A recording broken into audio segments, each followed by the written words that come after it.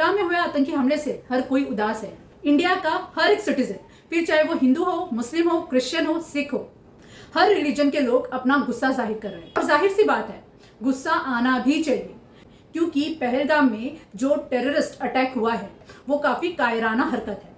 कश्मीर में हुए आतंकी हमले से इंडिया का जो इंटरनल माहौल है वो काफी डिस्टर्ब हो गया है।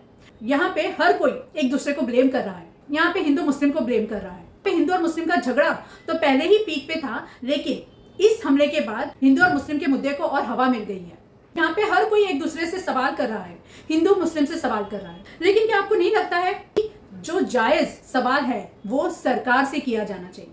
लेकिन यहाँ पे कोई सरकार से सवाल क्यों नहीं कर रहा है? पहलगाम में जो आतंकी हमला हुआ है उसके बाद सीधा सीधा एक बहुत ही इंपॉर्टेंट क्वेश्चन वो ये रेज होता है, वो ये है, आखिर ये आतंकी हमला हुआ कैसे? पहलगाम जो एक हाईली सेंसिटिव इलाका है, पहलगाम से पिकनिक स्पॉट पर पहुंचने के लिए 40 से 45 मिनट लगते हैं। पहलगाम से पिकनिक स्पॉट पर पहुंचने के लिए किसी भी तरह का कोई साधन नहीं है, कोई व्हीकल नहीं है। टूरिस्ट को घोड़े पर सवार होकर पिकनिक स्पॉट पर जाना पड़ता है। तो जब पहलगाम इतना हाईली सेंसिटिव एरिया है तो वहां पर पुलिस या फिर मिलिट्री तैनात क्यों नहीं थी? तो यहाँ पे दूसरा सवाल ये उठता है कि पहलगाम पिकनिक स्पॉट है, हजारों लोग वहां पर आते घूमने के लिए, हाईली सेंसिटिव एरिया है, तो फिर वहां पे पुलिस और मिलिट्री क्यों नहीं थी? वहां पर आतंकी हमला हुआ कैसे? तो इसका जो सीधा सीधा एक जवाब मिलता है वो ये है, इंटेलिजेंस फेलियर। जी देखिए, इंटेलिजेंस फेलियर तो हुआ है डेफिनेटली, यहाँ पे सरकार से चूक तो हुई है। आर्टिकल 355 ऑफ इंडियन कॉन्स्टिट्यूशन ये बोलता है कि it is a duty of union to protect every state from external and internal disturbance. ये यूनियन की ड्यूटी है, ये सेंट्रल गवर्नमेंट की ड्यूटी है। सेंट्रल गवर्नमेंट पर मोदी सरकार है, ये मोदी सरकार की ड्यूटी है कि सेंट्रल गवर्नमेंट हर एक स्टेट को प्रोटेक्ट करेगा इंटरनल एक्सटर्नल डिस्टर्बेंस से। तो यहाँ पर एक सवाल ये भी उठता है कि सेंट्रल गवर्नमेंट से ड्यूटी क्यों नहीं निभाई गई? क्यों सेंट्रल गवर्नमेंट ने पहलगाम के टूरिस्ट इलाके को इतना हल्के में ले लिया? यहाँ पे टेररिस्ट को पता था कि पहलगाम से पिकनिक स्पॉट पर आने तक 40 से 45 मिनट्स लग जाता है। बड़े फुर्सत में वो आते हैं, गोली चलाते हैं, गायब हो जाते हैं। वहां पे क्यों पुलिस मिलिट्री गायब थी?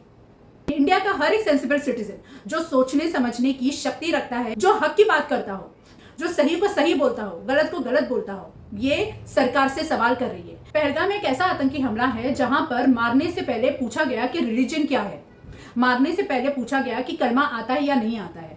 पहले जब ऐसा आतंकी हमला होता था तो लोग सरकार से सवाल करते थे, लोग सरकार को दोष देते थे। लेकिन अब ऐसा जब आतंकी हमला होता है तो हिंदू मुस्लिम करके असली मुद्दे को दबाया जाता है। इस आतंकी हमले के बाद हर कोई मारने वाले के रिलीजन के ऊपर बात कर रहा है, लेकिन बचाने वाले के रिलीजन के ऊपर क्यों नहीं बात कर रहा है? सैयद आदिल हुसैन, नजाकत अली, इन लोगों का भी नाम शामिल है हिंदू टूरिस्ट को बचाने में। सैयद आदिल हुसैन जो टेररिस्ट के सामने आ गया हिंदू टूरिस्ट को बचाने के लिए, जिसने आतंकवादियों से कहा ये टूरिस्ट है, रिलीजन से कोई लेना देना नहीं है, ये मासूम है, इनको छोड़ दो। चाहता तो वो भी कलमा पढ़कर वहां से भाग सकता था, चाहता तो वो खुद की जान बचा सकता था। वो एक लौता शख्स था अपनी फैमिली में जो काम कर कर अपने परिवार का घर चलाता था, लेकिन उसने अपने परिवार के बारे में ना सोचकर उसने हिंदू टूरिस्ट के बारे में सोचा, और क्या हुआ? आतंकवादियों ने उसे भी मार दिया।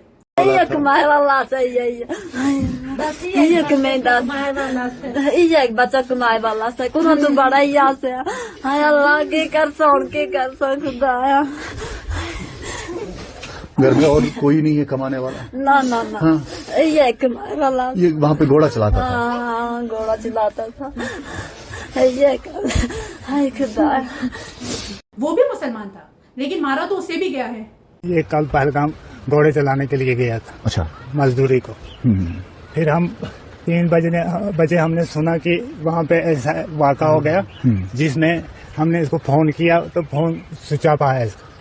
फिर बाद में जब 3-4 बज गए, 4-4:30 बजे इसका फोन ऑन हुआ। फिर हम फोन करते रहे तो फोन किसी ने नहीं उठाया। फिर हम गए अजमुकाम थाने में, वहाँ हमने ये रिपोर्ट रखी। फिर हम वहाँ से आके आए घर में, और फिर बाद में पता चला कि इसको एक्सीडेंट हो गया वहाँ पे। तो फिर हमारे लड़के लिए वहाँ उन्होंने देखा जब, तो ये अस्पताल में था। तो घर में और कौन कमाने वाला है? और कौन है? और छोटे 2, तो बड़ा यही था कमाने वाला, सबसे बड़ा। नजाकत अली जिसने 11 लोगों की जान बचाई, इस आदमी को देखिए किस तरह से ये पूरी शिद्दत से एक टूरिस्ट की जान बचा रहा है।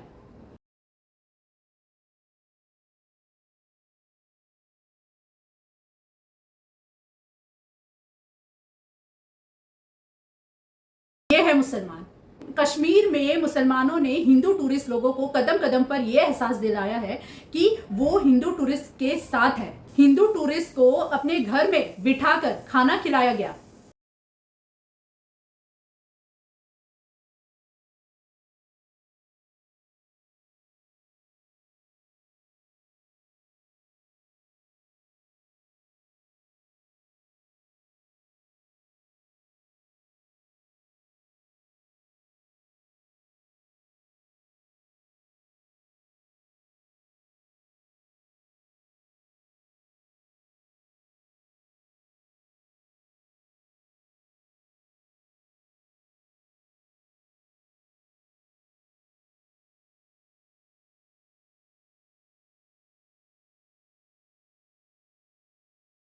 उनको यह एहसास दिलाया गया कि वो बिल्कुल महफूज है मुसलमानों के साथ। हमारे देश के हर एक नागरिक को ये सोचना चाहिए कि ये जो हिंदू मुस्लिम के बीच में लड़ाई हो रही है, एक दूसरे के ऊपर ब्लेम कर रहे हैं, इसमें किसका फायदा होगा? ना हिंदू का ना मुसलमान का। फायदा होगा तो सरकार को होगा, सरकार को वोट मिल जाएगा। लेकिन क्या आपने सोचा है कि जिनके पास पैसा है उनको फर्क नहीं पड़ेगा, लेकिन फर्क उन हिंदू और मुस्लिम को पड़ेगा जो कि गरीब है, जो कि हर रोज काम पर जाता है, जिसके ऊपर अपने फैमिली का बोझ है, जिसकी लिमिटेड सैलरी है। फर्क उसको पड़ेगा। सरकार आपके घर में नहीं आएगी देखने के लिए कि आपके घर में खाना है या नहीं है। ना ही आप सरकार के पास जा सकते हैं ये बोलने के लिए कि आज आपके घर में खाना नहीं है। लेकिन हाँ, आपका पड़ोसी, फिर चाहे वो हिंदू हो या मुसलमान हो, वो जरूर आपकी मदद करेगा।